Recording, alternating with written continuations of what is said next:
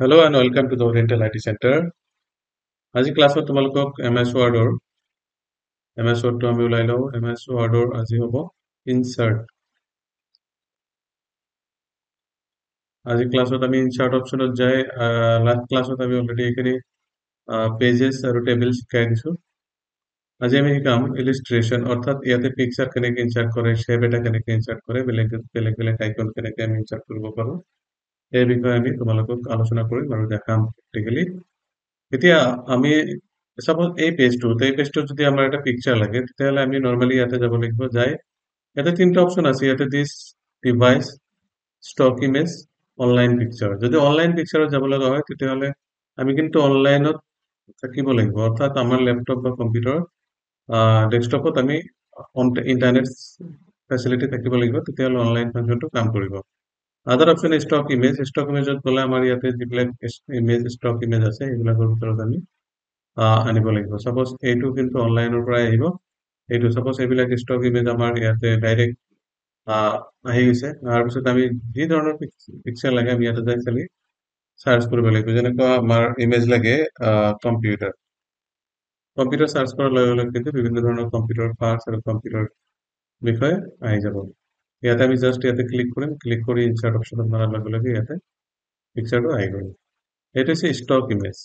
Next অপশ্যনত আমি যাব লাগিব আমাৰ কম্পিউটাৰৰ ভিতৰত যদি থাকে, কম্পিউটাৰৰ লগত ছেভ থকা যিবিলাক তোমাৰ ফটো আছে সেই ফটোবিলাক ইয়াতে আহিব। এইটো যাব লাগিব দিছ ডিভাইচ, অৰ্থাৎ দিছ ডিভাইচত গ'লে আমাৰ ক'ত ফটো আছে, আমি যদি এই পিকচাৰত ৰাখিছোঁ পিকচাৰত যাব লাগিব, নাইবা ডেস্কটপত যদি ৰাখিছোঁ ডেস্কটপত যাব লাগিব। যদি আমি ডেস্কটপত যাব লগা হয় ইয়াতে ডেস্কটপ ক্লিক কৰিলে ডেস্কটপত যাব লাগিব, অৰ্থাৎ ডেস্কটপৰ ওপৰত যিবিলাক পিকচাৰ আছে সাপোজ এইবিলাক পিকচাৰ আমাৰ ডেস্কটপত আছে, ইয়াতে যাব লাগিব, যাই ইনচাৰ্ট অপশ্যনত ক্লিক কৰাৰ লগে লগে এই পিকচাৰটো আহি যাব। চ' এনেকে আমি এটা ডকুমেণ্টত পিকচাৰ আমি ইনচাৰ্ট কৰিব পাৰোঁ। নেক্সট অপশ্যন আহিল, যেতিয়া আমি পিকচাৰ এটা ইয়াতে অপেন কৰিম, অপেন কৰাৰ পিছত কিন্তু পিকচাৰৰ এটা ছেটিং আছে। পিকচাৰৰ ছেটিংটো ডাবল ক্লিক কৰিলে ইয়াতে পিকচাৰ ফৰমেট বুলি অপশ্যন এটা আহিব। লাষ্ট হেল্প টেব যিটো আছে টেবৰ লাষ্টত যায় পিকচাৰ ফৰমেট বুলি আহিব। পিকচাৰ ফৰমেটত যায় ইয়াতে গোটেইখিনি আমাৰ ইয়াতে ফাংচন যিখিনি আছে গোটেইখিনি এই পিকচাৰৰ কাৰণে হয়। ৰিমুভ বেকগ্ৰাউণ্ড, যদি বেকগ্ৰাউণ্ড ৰিমুভ কৰিব লগা হয় তেতিয়াহ'লে আমি ইয়াতে যাই ক্লিক কৰি ৰিমুভ বেকগ্ৰাউণ্ড কৰি দিব পাৰোঁ। ইয়াতে যিখিনি আমি দেখা পাই আছোঁ সেইখিনি ৰিমুভ হ'ব।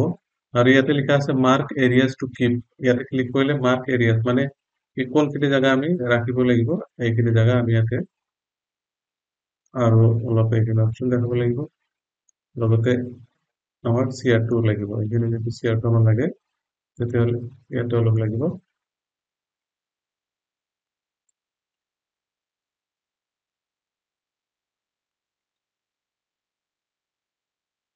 তো এইখিনি আমি ৰাখিম আৰু বাকী পিকচাৰখিনি আমাক নালাগে। চ' ইয়াতে লিখিব লাগিব কিপ চেঞ্জেছ মাৰাৰ লগে লগে চাওঁ এইখিনি আমাৰ আছে, বাকী বেকগ্ৰাউণ্ডখিনি ইয়াতে নোহোৱা হৈ গৈছে। চ' ইয়াৰ পৰা ৰিমুভেল বেকগ্ৰাউণ্ড অপশ্যনত যাই আমি বেকগ্ৰাউণ্ড ৰিমুভ কৰিব পাৰোঁ। আকৌ ঘূৰাই আনিবৰ কাৰণে আমি ইয়াতে আনডু ইয়াতে এটা টেব আছে, আনডু বাটনত ক্লিক কৰাৰ লগে লগে এইটো আকৌ আনডু হৈ যাব, আমাৰ আগৰ নিচিনা গোটেইখিনি ফটো আহি যাব।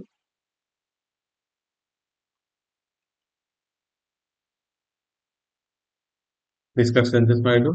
এতিয়া আকৌ আমি পিকচাৰ ফৰমেটত যাম, পিকচাৰ ফৰমেটত যাই কাৰেকশ্যন, অৰ্থাৎ ইয়াতে কাৰেকশ্যনত গ'লে কেনেকুৱা ধৰণৰ ব্ৰাইটনেছ লাগে, ইয়াতে কোনটো ব্ৰাইটনেছত ফটোটো লাগিব এই ব্ৰাইটনেছ অট'মেটিকেলি আমি ইয়াতে গম পাম। ইয়াতে মাউচৰ কাৰ্চৰটো ৰাখিলে কিন্তু ব্ৰাইটনেছটো অট'মেটিকেলি আমি গম পাম। আৰু যদি ডাৰ্ক লাগে অলপ এনেকুৱা আন্ধাৰ লাগে তেতিয়াহ'লে ডাৰ্কনেছো কৰিব পাৰি, এনেকুৱা ব্ৰাইটো কৰিব পাৰি। তাৰপিছত হ'ল কালাৰ, যদি আমাৰ বিভিন্ন ধৰণৰ কালাৰ ইয়াতে দিয়া আছে, কোনটো কালাৰত লাগে সেই কালাৰটো আমি ইয়াতে চুজ কৰি কালাৰটো ইয়াতে চুজ কৰিব পাৰিম। তাৰপিছত অপশ্যন আছে ইয়াতে আৰ্টিষ্টিক ইফেক্ট, যদি আৰ্টিষ্টিক ইফেক্ট লাগে তেতিয়াহ'লে আমি এনেকুৱা আৰ্টিষ্টিক ইফেক্ট দিব পাৰিম। সাপোজ এইটো ইফেক্ট লাগে, এইটো ইফেক্ট হৈ যাব এটা আৰ্টিষ্টিক ইফেক্ট। ইয়াতে বিভিন্ন ধৰণৰ ইফেক্ট আছে, তোমালোকে দি চাবা, দি চালে নিজে গম পাবা যে ফটোবিলাক কেনেকুৱা হয়। ইয়াতে আৰ্টিষ্টিক এটা ফটোত আমি ইয়াতে দিছোঁ। তাৰপিছত হ'ল ট্ৰান্সপাৰেঞ্চিত গ'লে কি হ'ব, ইয়াতে ট্ৰান্সপাৰেঞ্চি হ'ব, ট্ৰান্সপাৰেঞ্চি বঢ়াই দিব পাৰি কমাই দিব পাৰি। যদি বেছি ট্ৰান্সপাৰেঞ্চি দিব লাগে এনেকৈ পেজটো হোৱাইট হৈ গৈছে, অলপ লাগিলে অলপ হ'ব।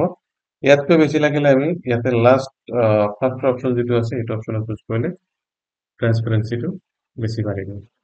কম্প্ৰেছ পিকচাৰ, ইয়াতে পিকচাৰটো কম্প্ৰেছ কৰিলে অৰ্থাৎ পিকচাৰৰ চাইজটো সৰু কৰিব বিচাৰিলে ইয়াতে যিকোনো এটা সেটিংছ অফ ৰেজুলেশ্যনত ক্লিক কৰিব লাগিব ইয়াতে হাই ফিডালিটি যদি আছে HD picture printable picture white picture email picture use default resolution আমি ডিফল্ট ৰেজুলেশ্যনত ৰাখিম নেক্সট হ'ল চেঞ্জ পিকচাৰ যদি পিকচাৰটো চেঞ্জ কৰিব লগা হয় আমি ক'ৰ পৰা চেঞ্জ কৰিম device from the stock image from the online sources from the icon তিনটা চিষ্টেম আছে চাৰিটা চিষ্টেম ইয়াৰ পৰা আছে চাৰিটাৰ পৰা যিকোনো এটা জেগাত যায় আমি পিকচাৰটো চেঞ্জ কৰিব লগা যদি হয় আমি চেঞ্জ কৰিম যদি ইয়াতে যাই আমি চেঞ্জ কৰিব বিচাৰো তেতিয়া অট'মেটিকলি ইয়াতে যাই পিকচাৰটো চেঞ্জ কৰি দিব পাৰিম হৈছে নেক্সট হ'ল ৰিছেট পিকচাৰ পিকচাৰটো ৰিছেট কৰিবৰ কাৰণে আমি ইয়াতে ৰিছেট পিকচাৰত যাব লাগিব যাই পিকচাৰটো ৰিছেট অপশ্যনত যাই ৰিছেট হৈ যাব ৰিছেট পিকচাৰ এণ্ড চাইজ যদি ৰিছেট পিকচাৰ মানে ইমানখিনি ডাঙৰ পিকচাৰটো আছে যদি চাইজটো আমি সৰু কৰিব লাগে বা ডাঙৰ কৰিব লাগে তেতিয়াহ'লে কিন্তু আমি ইয়াতে এইটো যিবোৰ এইবিলাক যে এটা চাৰ্কেল আছে কৰ্নাৰত এই কৰ্নাৰটো চাৰ্কেলত ধৰি আমি এনেকে পিকচাৰটো চাইজ সৰু কৰিব পাৰোঁ আৰু যদি অলপ সৰু কৰি একদম সৰু কৰিব লগা হয় আমি এনেকে কৰিম ইয়াতে এটা বটন আছে ইয়াতে এটা পজিশ্যন আছে এইটো পজিশ্যনত আৰু এইটো পজিশ্যনত ইয়াতে এটা সৰু সৰু চাৰ্কেল আছে চাৰ্কেলত মাউচৰ কাৰ্চৰটো লৈ গ'লে ইয়াতে দুইফালে দুটা কাঁচ চিন আহিব এই কাঁচ চিন দিয়াৰ লগে লগে কিন্তু আমি এইটো হিচাপত নিজৰ মতে আমি চাইজটো কৰি ল'ব পাৰোঁ তাৰপিছত আহিলে আমাৰ ইয়াতে কেইটামান ফৰ্মেট আছে কোনটো ফৰ্মেটত পিকচাৰটো লাগিব কোনটো ফ্ৰেমত মানে এইটো ফ্ৰেম হ'ল এইটো ফ্ৰেমত যদি লাগে পিকচাৰটো এনেকুৱা এটা ফ্ৰেমত আহিব নেক্সট হ'ল এনেকুৱা ফ্ৰেম যদি লাগে এনেকুৱা ফ্ৰেম আহিব চাৰ্কেল ফ্ৰেম লাগিলে চাৰ্কেল হ'ব এনেকুৱা ফ্ৰেম লাগিলে এনেকুৱা হ'ব এতিয়া যিমান ফ্ৰেম আছে তোমালোকে একবাৰ দি চাই ট্ৰাই কৰিবা এনেকুৱা বিভিন্ন ধৰণৰ ফ্ৰেমত পিকচাৰটো আমি ইয়াতে ইনচাৰ্ট কৰিব পাৰোঁ এই পিকচাৰটো যদি বেলেগ এটা ফৰ্মত লাগে আমি এনেকে দি দিব পাৰোঁ এইবিলাক হৈছে পিকচাৰৰ ফৰ্মেট আমি পিকচাৰৰ যদি আকৌ পিকচাৰ ফৰ্মেটত যাওঁ এইকেইটা বস্তু ইয়াতে আমি ট্ৰাই কৰি চাম একবাৰ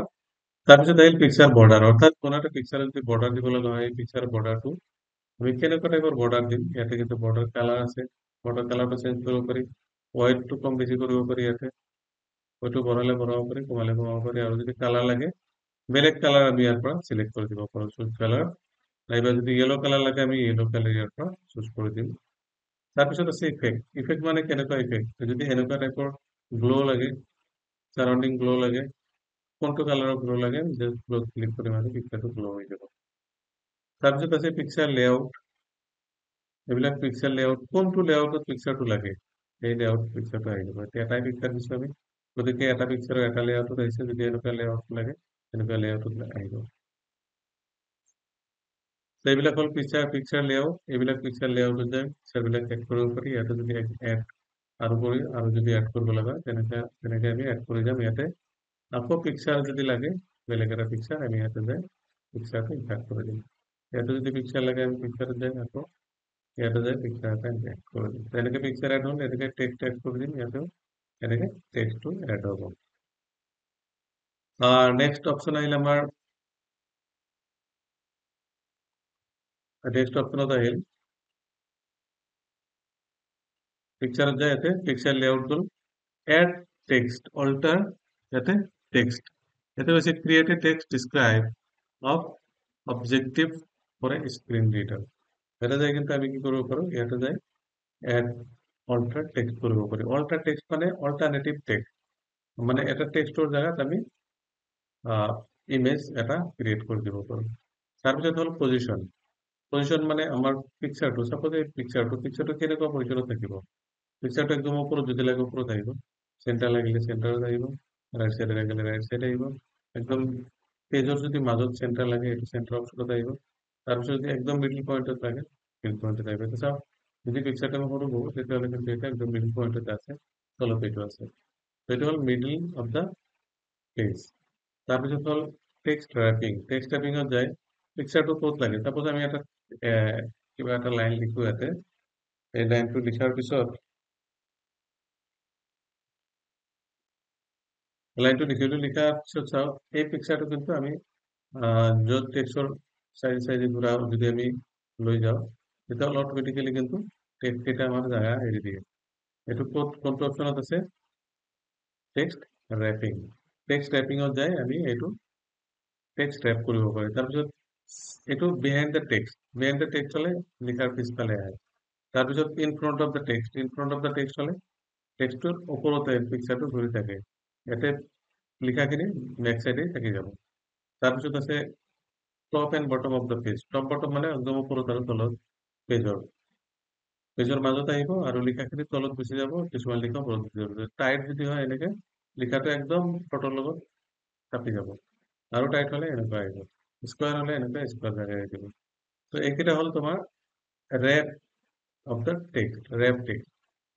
এগেইন আছে ইয়াতে ব্ৰিং ফ্ৰণ্ট, অৰ্থাৎ ব্ৰিং ফ্ৰণ্ট আৰু bring front of text. Bring front of text already হৈ আছে এইটো। Bring back, send back to the text, send back কৰিব লাগিব, send back to the text কৰিলে চেণ্ড বেক কৰিব। তাৰপিছত অপশ্যন আহিলে ইয়াতে এলাইন অবজেক্ট। এই অবজেক্টটো যদি এলাইন কৰিব লগা হয় তেতিয়াহ'লে আমি কোনটো এলাইনমেণ্টত দিম? এলাইন টপ, টপত গুচি যাব। এলাইন যদি মিডিল হয় এইটো মিডিলত আহি যাব, এলাইন মিডিল। যদি এলাইন বটম হয় তেতিয়াহ'লে এইটো এলাইন বটম, তলত গুচি যাব। ইয়াৰ পৰা আমি এলাইনমেণ্ট কৰিব পাৰোঁ। তাৰপিছত আমাৰ ইয়াত অপশ্যন আছে ৰোটেট অবজেক্ট, অৰ্থাৎ এই অবজেক্টটো আমি ৰোটেট কৰিম কোনফালে, এনেকে ৰোটেট কৰিব পাৰিম। ৰোটেট অপশ্যন, এইটো ক্লিপ পাৰ্টিকেল, ক্লিপ পাৰ্টিকেল কৰিলে এনেকুৱা হ'ব, অল্টাৰ হৈ যাব। আকৌ যদি আমি ক্লিপ হৰাইজন্টেল কৰোঁ এনেকুৱা আহি যাব। যদি আমি 80 ডিগ্ৰী বা 90 ডিগ্ৰী ৰোটেট কৰোঁ এনেকুৱা হ'ব। তাৰ নেক্সট অপশ্যন আহিলে ইয়াতে ক্ৰপ, অৰ্থাৎ ফটোটো যদি আমি আকৌ আগৰ জেগাত লৈ যাব বিচাৰোঁ এনেকুৱা, আৰু লগত আমি ইয়াতে যিটো ইফেক্ট দিছিলোঁ নালাগে, এনেকে দিলোঁ। ফটোটো অলপ ডাঙৰ কৰোঁ, ডাঙৰ কৰাৰ পিছত এই ফটোটো যদি ক্ৰপ কৰিব লগা হয় এইটো অপশ্যনত যাব লাগিব, যাই আমি জাষ্ট ক্ৰপ কৰিম। ক্ৰপ কৰাৰ পিছত যিখিনি আমাক লাগিব সেইখিনিলৈকে ফটোটো উঠাই দিওঁ, তাৰপিছত ফটোটো কিন্তু আমাৰ ক্ৰপ হৈ যাব। অকল বাকী চাৰাউণ্ডিং এৰিয়া যিখিনি আছে সেইখিনি কিন্তু নাথাকে। এটা ক্ৰপ কৰাৰ লগে লগে বাকী ফটোখিনি গুচি যাব। এটা হচ্ছে ক্ৰপ, আৰু এইটো হচ্ছে ক্ৰপ চাইজ। এইটো ক্ৰপ চাইজত কিমান আছে? 4.99 চেণ্টিমিটাৰ, 7.36 চেণ্টিমিটাৰ। যদি ইয়াতে আৰু বেছিকৈ কৰিব পাৰে তেতিয়াহ'লে আমি ইয়াতে চাইজটো লিখি দিব লাগিব, সেইমতে ইয়াতে ক্ৰপ হ'ব। চ' আজিৰ ভিডিঅ' এইখিনিতে সামৰিছোঁ, আৰু আকৌ নেক্সট ভিডিঅ'ত লগ পাম। আশা কৰিছোঁ তোমালোকে চবে বুজি পাইছা, আৰু যদি বুজি পোৱাত অসুবিধা হৈছে তেতিয়াহ'লে আমি আমাৰ ডিছক্ৰিপশ্যনত আমাৰ নাম্বাৰ দি দিছোঁ। আমাৰ নাম্বাৰত তোমালোকে কল কৰি যদি কিবা প্ৰব্লেম আছে দিব পাৰা। So' bye bye, have a nice day, thank U.